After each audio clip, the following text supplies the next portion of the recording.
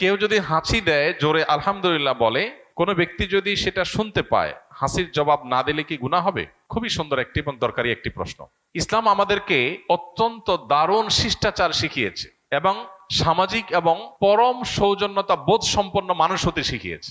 অন্য কোন সমাজে, অন্য কোন সভ্যতা ইসলামের মতো এত বেশি আপনাকে সৌজন্যতা বোধ সম্পন্ন মানুষ হতে শেখায়নি। যেমন কেউ যদি আপনাকে সালাম দেয়, আসসালামু আলাইকুম ওয়া রাহমাতুল্লাহ, আল্লাহ বলেছেন ওয়াইদা হুয়্যিতুম বিতাহিয়্যাতিন ফাহাইয়ু বিআহসানা মিনহা আও রুদ্দুহা। তোমাদেরকে কেউ যদি কোনো ভাষায় অভিবাদন জানায়, সালাম জানায়, তাহলে তুমি সে যতটুকু দিয়ে তোমাকে অভিবাদন দিয়েছে, সৌজন্যতা ভদ্রতার খাতিরে তিনি তোমাকে সালাম দিয়ে দোয়া করেছে, তুমি চুপচাপ থাকতে পারো না, তোমাকেও জবাব দিতে হবে পাল্টা। এবং সেটা তিনি যা বলে দিয়েছেন কমপক্ষে অতটুকু, বরং তার চাইতে বেশি দেওয়া উচিত, না হলে কমপক্ষে যতটুকু বলেছে ততটুকু। কেউ যদি বলে আসসালামু আলাইকুম ওয়া রাহমাতুল্লাহ, তুমি চুপ থাকলা, তুমি গুনাহগার হবে। কেউ যদি আসসালামু আলাইকুম ওয়া রাহমাতুল্লাহ বলার পর জবাবে যদি আপনি বলেন ওয়া আলাইকুম আসসালাম, শুধু কমায় বলেন, তাহলে আপনি গুনাহগার হবেন। তিনি যতটুকু বলেছেন কমপক্ষে ততটুকু বলতে হবে, পারলে বাড়িয়ে বলবেন। তিনি আসসালামু আলাইকুম বললে আপনি বলবেন ওয়া আলাইকুম আসসালাম ওয়া রাহমাতুল্লাহ।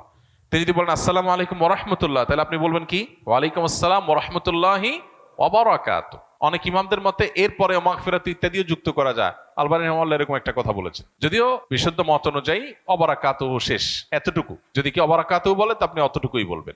এটা হলো সৌজন্যতার শিক্ষা, যে আপনাকে একজন সালাম দিল, অনেক লোক আছে অহংকারী, সালামের জবাব শুনে মাথা ডুলায়, দুইটা ঠোঁট নাড়ালে হয়ে যায়, সেখানে আস্ত মাথা নাড়াচ্ছে।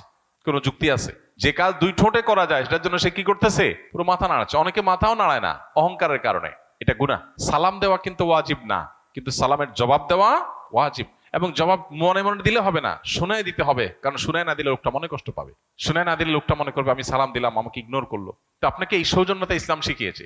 ঠিক একই ভাবে কেউ যদি হাঁচি দেয়, এখন বিজ্ঞান গবেষণা করে বের করেছে, বহু বৈজ্ঞানিক গবেষণা আপনার অনলাইনে খুঁজলে পাবো, যে মানুষ যে হাঁচি দেয়, এই হাঁচিটা মানুষের স্বাস্থ্যের জন্য ভালো। হ্যাঁ, অনবরত ঠান্ডার কারণে হাঁচি, সেটা তো অসুস্থতা, কিন্তু স্বাভাবিক যে হাঁচি, মাঝে মধ্যে হাঁচি হওয়া, এটা মানুষের স্বাস্থ্যের জন্য ভালো। হাঁচির ফলে মানুষের শরীর নির্ভর হয়ে যায়, নানান দিক থেকে মানুষের উপকারিতার পেছনে আছে, বিভিন্ন বৈজ্ঞানিক গবেষণা আছে, অনলাইনে বহু আর্টিকেল খুঁজে পাবেন। তো এই হাঁচি যে মানুষের জন্য ভালো এবং উপকারী একটা বিষয়, এই জিনিসটা তো আমরা জানতাম না। নবী সাল্লাল্লাহু আলাইহি সাল্লামের একটা হাদিস আছে, ফাইন্না শাইতানা ইয়াবিতু ফি খাইশুমি আহাদিকুম, মানুষের নাকের যে বাঁশি উপরের অংশ, এখানে শয়তান বসবাস করে, লুকায় থাকে, মানুষের শরীরকে প্রভাবিত করে, তাকে খারাপ দিকে ডাইভার্ট করে।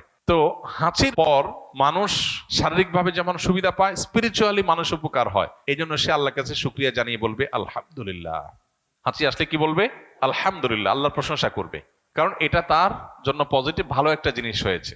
যখন কেউ হাঁচি